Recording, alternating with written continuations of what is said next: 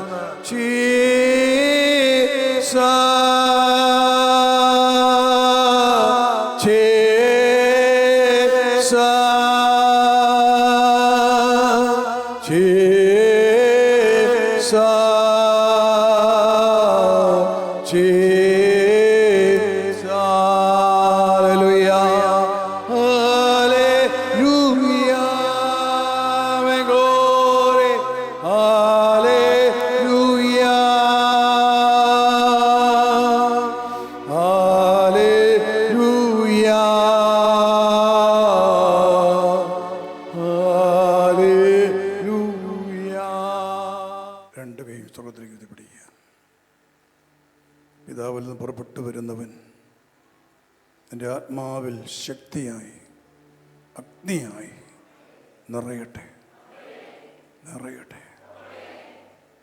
ഈ രാത്രി ഒരു പുതിയ പെന്തക്കോസ്ത് അഭിഷേകം എൻ്റെ ആത്മാവിൽ കത്തിപ്പടരട്ടെ ദൈവമേ.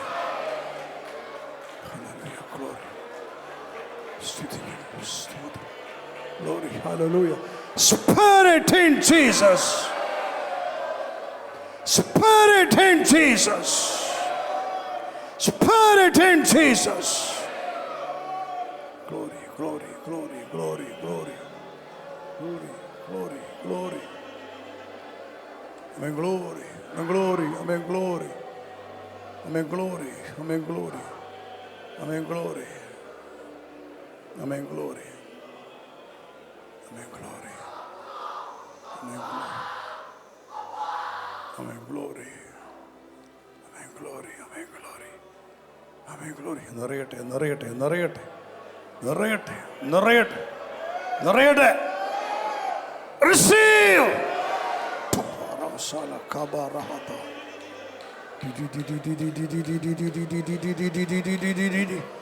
Fire on you. Fire on you. And fire on you. Receive the fire. Receive the power.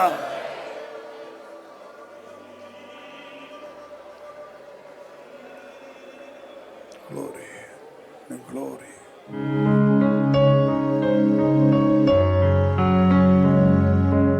അനേകം വർഷങ്ങൾക്ക് മുമ്പ് എൻ്റെ ആത്മജീവിതത്തിൻ്റെ ആരംഭകാലത്ത് എനിക്ക് ഏതോ പുരോഹിതന്മാർ തന്നൊരു പുസ്തകമുണ്ട്. ഇയാൾക്ക് അങ്ങനെയാണ് ഈ മനുഷ്യനെ അറിയുന്നത്. അവിടെയൊക്കെ പറഞ്ഞ ചില സംഭവങ്ങളുണ്ട്.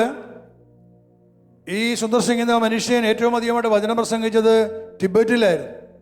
ടിബറ്റ് എന്ന രാജ്യത്ത് 13,000 അടി ഉയരമുള്ള മലമ്പ്രദേശങ്ങൾ, ഐസ് വീഴുന്ന സ്ഥലങ്ങൾ, ഭയങ്കരമായ തണുപ്പിൽ ഇയാൾ അവിടുത്തെ ഗ്രാമങ്ങളിൽ പ്രസംഗിച്ചു. ഗ്രാമവാസികൾ ഇയാളെ പിടിച്ചു, രാജാവിനെ ഏൽപ്പിച്ചു. ഇയാളെ പിടിച്ച് ജയിലിലിട്ടു. പല പ്രാവശ്യം പീഡിപ്പിച്ചു, തല്ലി ഉപദ്രവിച്ചു. പക്ഷെ മനുഷ്യൻ നിർത്തിയില്ല. ഒരു പ്രാവശ്യം ഇയാളെ പിടിച്ച് അടിച്ച് ഇയാളുടെ തോളലൊടിച്ചു. ഒരു വലിയൊരു പൊട്ടം കെട്ടിക്കൊണ്ട് ഇട്ടു. തിരിച്ചു കയറി വരില്ല എന്ന് വിചാരിച്ചുകൊണ്ട് ഇയാളെ രാത്രിയിൽ ആ പൊട്ടക്കണ്ടി കിടന്നുകൊണ്ട് ഇയാൾ സ്തുതിക്കുകയാണ്, പ്രാർത്ഥിക്കുകയാണ്. ആ സമയത്ത് ഒരു ശബ്ദം, ആ കിണറിൻ്റെ മുകളിൽ നിന്നൊരു ശബ്ദം കേൾക്കുകയാണ്. കരയിൽ നിന്ന് അതിൽ വിളിക്കുകയാണ്, സുന്ദർ സിംഗ്, ഇത് താഴേക്ക് ഒരു കയറിട്ട് തരുന്നുണ്ട്, നീ ആ കയറ് നിൻ്റെ അരയിൽ ഉറപ്പിക്കുക.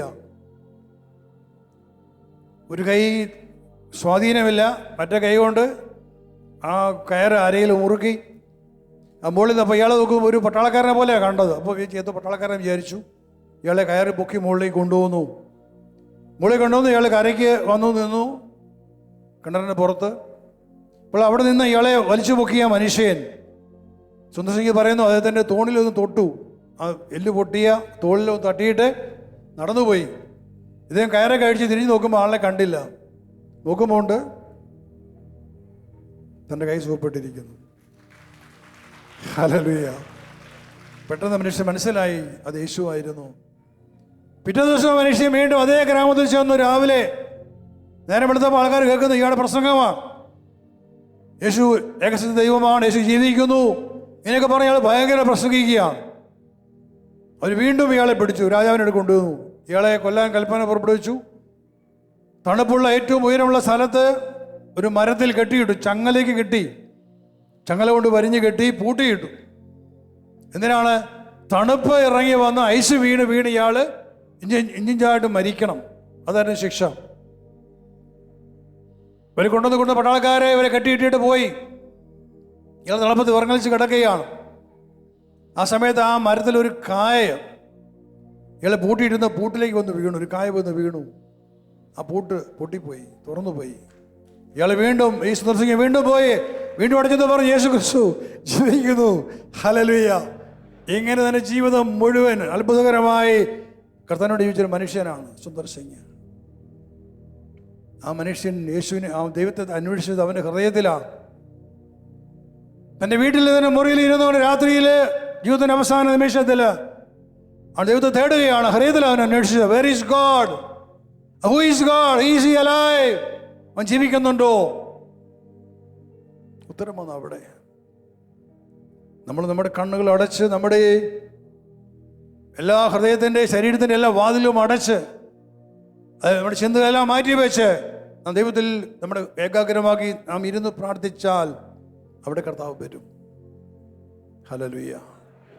നിങ്ങൾ ക്രൈസ്തവർ, നിങ്ങൾ കത്തോലിക്കർ, ക്രൈസ്തവർ അല്ലെങ്കിൽ ക്രൈസ്തവരാണ്, യാക്കോബായോ ഒക്കെയാണ്. ഇവിടെ നിങ്ങൾ ദൈവത്തെ അന്വേഷിച്ചിട്ടുണ്ടോ? ഇന്ന് ഭൂമി ജീവിക്കുന്ന ക്രൈസ്തവരായ മനുഷ്യരോട് ചോദിക്കുക, നീ ദൈവത്തെ കണ്ടിട്ടുണ്ടോ? ദൈവത്തെ അന്വേഷിച്ചിട്ടുണ്ടോ? ജന്മനാലെ ഒരു ക്രൈസ്തവ കുടുംബത്തിൽ ജനിച്ചതിൻ്റെ പേരിൽ ജ്ഞാനസ്നാനം സ്വീകരിച്ച് വിശ്വാസിയായി ആ വിശ്വാസത്തിൻ്റെ രീതികളിൽ പിന്തുടർന്ന് ജീവിക്കുന്നതിനപ്പുറത്ത് ദൈവമായിട്ട് നിനക്ക് എന്ത് വ്യക്തിബന്ധമുണ്ട്? നീ ദൈവത്തെ കണ്ടുമുട്ടിയിട്ടുണ്ടോ?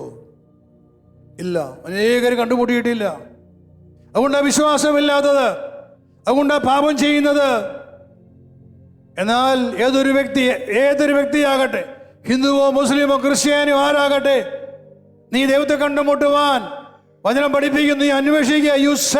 You will find. നീ അന്വേഷിക്കുക, നീ കണ്ടുമുട്ടും. നീ നിന്റെ ഹൃദയത്തിൽ അന്വേഷിക്കണം.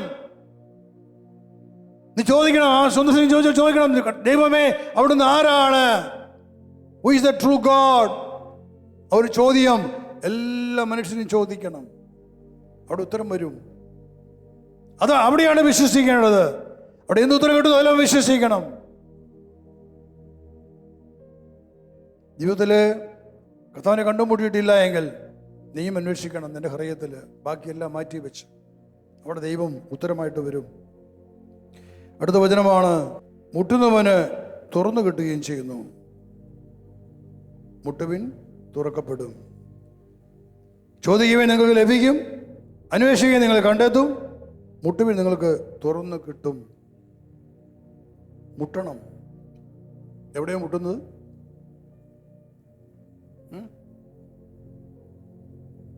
നമ്മൾ മുട്ടുന്ന വാതിലാണല്ലേ, വാതിൽ തട്ടുന്നത്. വാതിലിൽ മുട്ടുവിൻ തുറന്നിരുന്ന പറയുന്നത്. ഏത് വാതിലാണ് മുട്ടുന്നത്? സ്വർഗത്തിൻ്റെ വാതിലിൽ. വേണ്ടേ? അപ്പൊ സ്വർഗത്തിൽ പോകണം. സ്വർഗത്തെ വാതിൽ മുട്ടണമെങ്കിൽ അല്ല, വീടിൻ്റെ വാതിൽ മുട്ടിയാലും കാര്യമൊന്നുമില്ല. അപ്പോൾ നമ്മൾ മുട്ടേണ്ട ഒരു വാതിലെന്ന് പറയുന്നത് നമ്മുടെ ഹൃദയം തന്നെയാണ്. എങ്ങനെയാണ് മുട്ടുന്നത്? എന്താ വാക്കിൻ്റെ അർത്ഥം? അപ്പം ഒരു രാത്രി നിങ്ങൾ താമസിച്ച് വീട്ടിലെത്തി, എല്ലാവരും കിടന്ന് ഉറങ്ങി. വീട്ടിൽ വാതിൽക്ക് വന്നിട്ട് ഒരു പക്ഷേ വീട്ടിലിരിക്കുന്ന അമ്മയും അല്ല ഭാര്യയായിരിക്കാം, ഒരു പുരുഷനാണെന്ന് വിചാരിക്കുക പുറത്തു പോയിട്ട് വരുന്നത്, അല്ല വന്നിട്ട് തട്ടും, അനക്കമൊന്നുമില്ല, പിന്നെയും ശബ്ദവും കേൾക്കുന്നുണ്ട്, അനക്കമൊന്നുമില്ല, പിന്നെ എന്ത് ചെയ്യും? വീണ്ടും ഉറക്കെ അല്ലേ, ശബ്ദം കൂടും. ശബ്ദം കൂടിയിട്ട് അനക്കലെങ്കിൽ പിന്നെ വിളിക്കും, എടീ അല്ലെ വിളിക്കും, അമ്മേ അല്ലെ പിള്ളേരെ മക്കളെ വിളിക്കും, അപ്പനെ വിളിക്കും. നമ്മൾ ദൈവത്തിന് മുമ്പ് എങ്ങനെയാണ് മുട്ടുന്നത്? വാതിൽ തുറന്നു തരുമ്പോൾ മുട്ടിക്കൊണ്ടിരിക്കുവോ? നിങ്ങളുടെ വീട്ടിലാണ്, നിങ്ങൾക്ക് കയറണം, ആ വാതിൽ തുറന്നു തരുമ്പോൾ നിങ്ങൾ മുട്ടിക്കൊണ്ടിരിക്കുവോ? അതോ നിങ്ങൾ നിർത്തി ആ പുറത്ത് കിടന്ന് തുറക്കുമോ? എന്ത് ചെയ്യും? മുട്ടിക്കൊണ്ടിരിക്കണം ദൈവത്തിൻ്റെ മുമ്പിൽ. മുട്ടാൻ പറഞ്ഞാൽ ആ നിർബന്ധ ബുദ്ധിയാണ്, വിശ്വാസത്തിൻ്റെ ശക്തിയാണത്. എനിക്ക് കിട്ടുമ്പോളം ലഭിക്കുമ്പോളം ഞാൻ മുട്ടിക്കൊണ്ട് ദൈവത്തിൽ ചോദിച്ചുകൊണ്ടിരിക്കുന്നു. ആ ചോദിക്കുന്ന വഴിയാണ് ദൈവത്തെ സ്തുതിക്കുക എന്നുള്ളത്. തരണേ തരണേ തരണേ എന്ന് പറഞ്ഞല്ല പ്രാർത്ഥിക്കേണ്ട. കർത്താവ് ഇതാ ഈ നിയോഗം എനിക്ക് ആവശ്യമുണ്ട് സമർപ്പിച്ചുകൊണ്ട് നീ തരുന്നതായിട്ട് നന്ദി പറഞ്ഞ് സ്തുതിക്കുന്നു പറഞ്ഞാൽ സ്തുതിക്കണം. ആ സ്തുതിപ്പുകളാണ് മുട്ടായിട്ട് മാറുന്നത്. മനുഷ്യൻ ദൈവത്തെ സ്തുതിക്കും, എന്ത് സംഭവിക്കുന്നത് അറിയാമോ? ദൈവം മഹത്വപ്പെടുകയാണ്. ഓരോ പ്രാർത്ഥനയും ദൈവത്തെ ഉണർത്തുകയാണ്. ഓരോ പ്രാർത്ഥനയും ദൈവത്തെ പ്രവർത്തന നിരതരാക്കി മാറ്റുകയാണ്. നിങ്ങൾ ഒരു ദിവസം ഒരു മുറിയിൽ, നിങ്ങൾ ആരുടെ സമയം ഒറ്റയ്ക്ക് ഇരുന്ന് മുറിയിൽ നിന്ന് വാതിലൊക്കെ അടച്ചിട്ട് കുറേ ദിവസം ഉറക്കെ സ്തുതിച്ചു നോക്കിക്കേ. ആരെയും ശ്രദ്ധിക്കേണ്ട, ഹൃദയം തുറന്ന് സ്തുതിക്കുക, ദൈവത്തെ ആരാധിക്കുക, പാട്ടുകൾ പാടി ആരാധിക്കുക. അവിടെ വരും ദൈവത്തിൻ്റെ വലിയ ശക്തി അവിടെ ഇറങ്ങി വരും നിന്റെ മുറിയിൽ. ഹല്ലേലൂയ.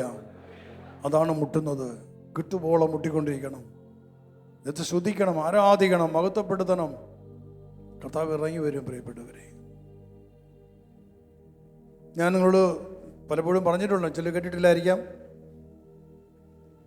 അനേക വർഷം അവൻ്റെ ആത്മീയ ജീവിതത്തിൻ്റെ ആരംഭ നാളുകളിൽ ഞാൻ ടീമുള്ള കുറച്ച് പേര് ഞങ്ങൾ ഏതൊരു ധ്യാനത്തിന് പോകാൻ വേണ്ടിയിട്ട് കോതമംഗലത്ത് വന്നു.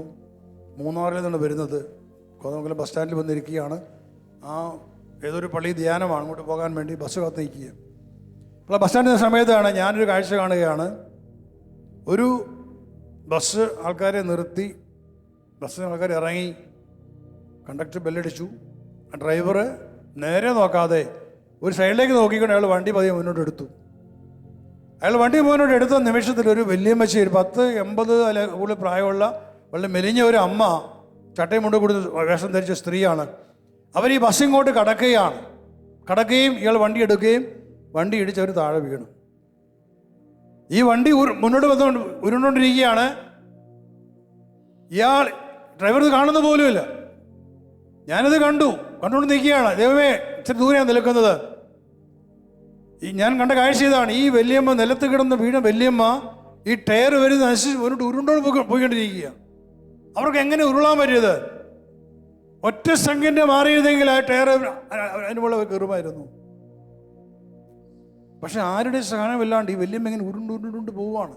അപ്പോഴത്തേക്കും ആൾക്കാർ വണ്ടിയിൽ അടിച്ച് ശബ്ദമുണ്ടാക്കി. ഡ്രൈവർ വണ്ടി നിർത്തി. അവർ എഴുന്നേറ്റ് വന്നു. ഒരു പോറലും ഏറ്റില്ല. അതിൻ്റെ കാരണം ഞാൻ മനസ്സിലാക്കിയത്, ഞാൻ ആ ബസ് യാത്ര ആരംഭിച്ച സമയത്ത് എൻ്റെ അതിരത്തിൽ പരിശുദ്ധാത്മാവ് എന്നെ തൊട്ട് എന്നെ കൊണ്ട് സ്തുതിപ്പിക്കുകയായിരുന്നു. ഞാൻ ബസ്സിൽ ഇരുന്ന് മുഴുവൻ സ്തുതിക്കുകയാണ്. നിർത്തി കഴിയുമ്പോൾ പിന്നെ സ്തുതിക്കാൻ പറയും, സ്തുതിച്ചുകൊണ്ടേയിരുന്നു. ഞാൻ ആ ബസ് സ്റ്റാൻഡിൽ വന്നപ്പോഴും എനിക്ക് നിർത്താൻ പറ്റുന്നില്ല. എൻ്റെ ഹൃദയത്തിൽ ഞാൻ സ്തുതിക്കുകയാണ്. എന്നെക്കൊണ്ട് സ്തുതിപ്പിച്ച ദൈവം ആ ഒരു വല്യമ്മയുടെ ജീവൻ രക്ഷിച്ചവിടെ. ഹല്ലേലൂയ.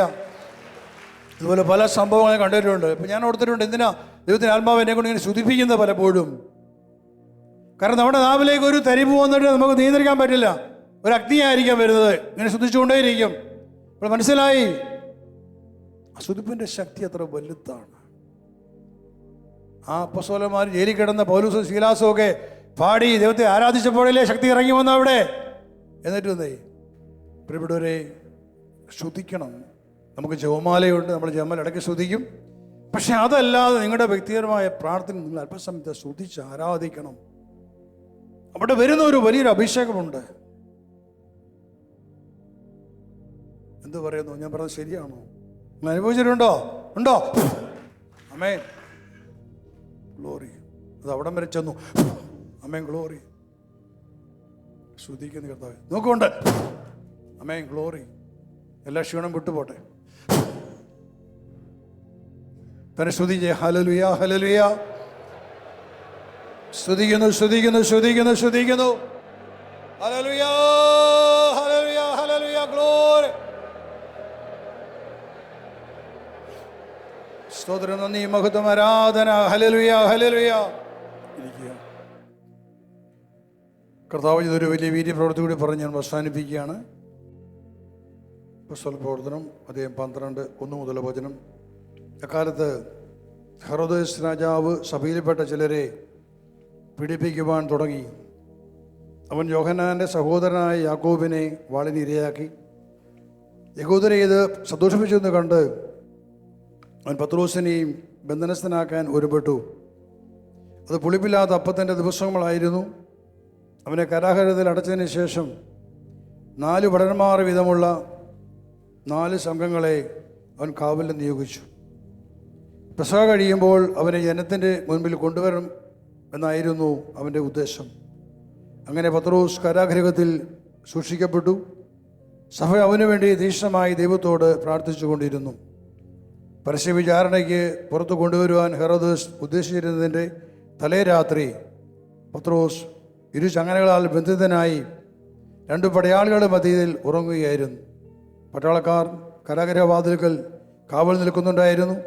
പെട്ടെന്ന് കർത്താവിൻ്റെ ഒരു ദൂതൻ പ്രത്യക്ഷനായി ആ മുറിയാകെ പ്രകാശം നിറഞ്ഞു. അവൻ പത്രോസിൻ്റെ പാർശ്വ തട്ടി ഉണർത്തിക്കൊണ്ട് പറഞ്ഞു, വേഗം എഴുന്നേൽക്കൂ. അപ്പോൾ അവൻ്റെ കൈകളിൽ നിന്നും ചങ്ങലകൾ താഴെ വീണു. ദൂതൻ അവനോട് പറഞ്ഞു, നീ അരമുറുക്കി പാദരക്ഷകൾ അണിയുക.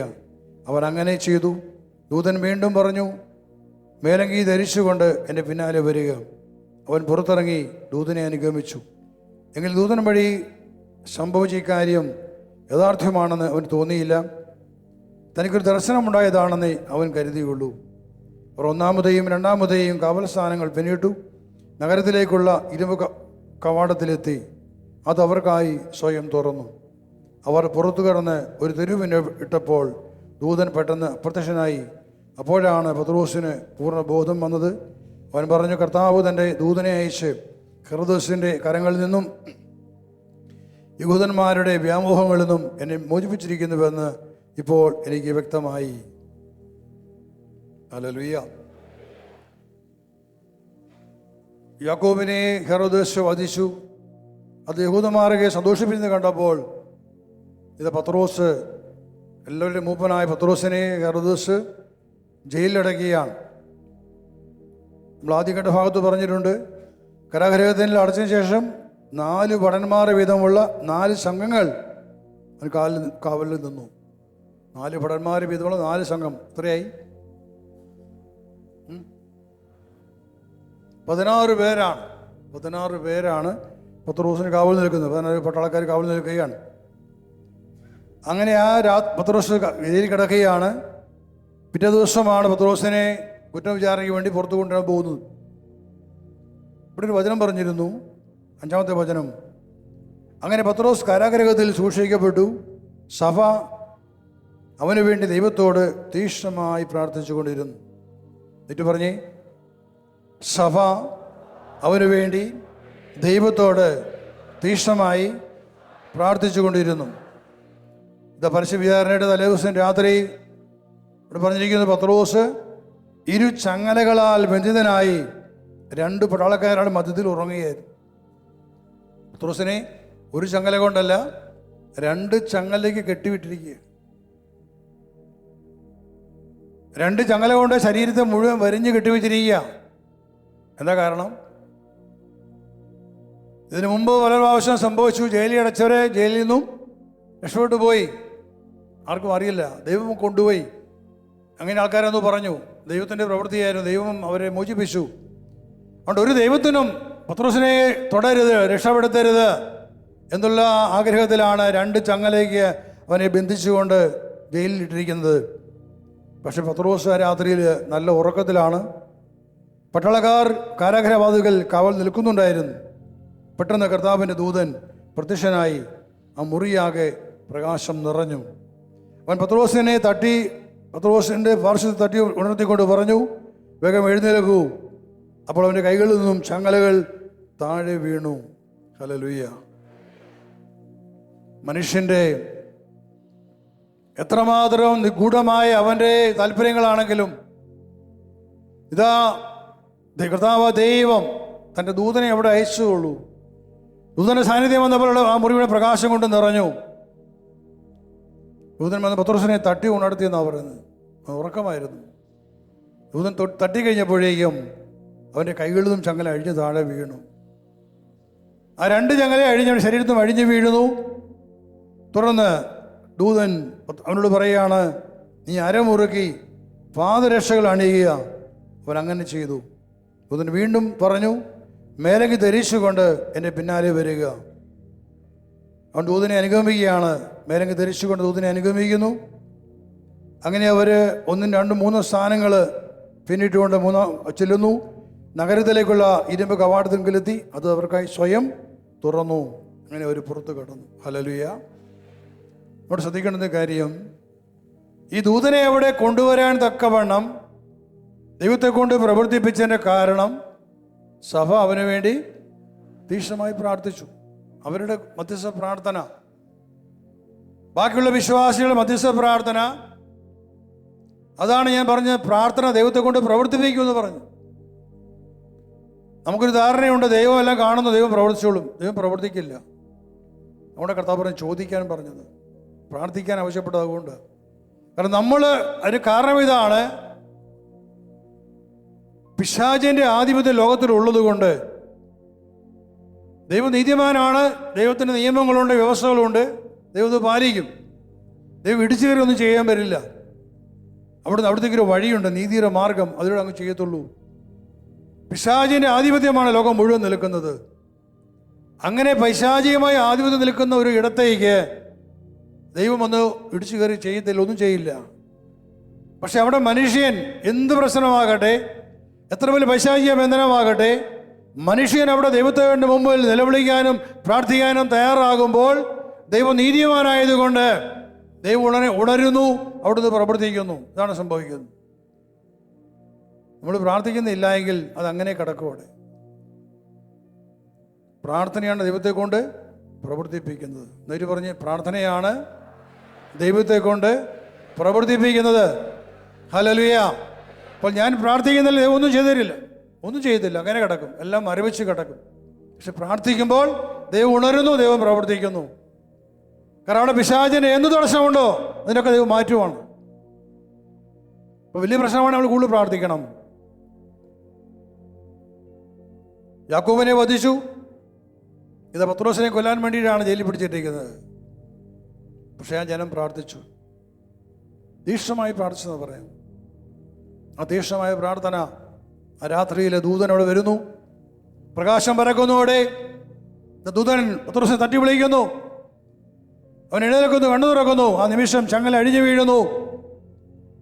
ദൂതൻ പറയുകയാണ്, നിന്റെ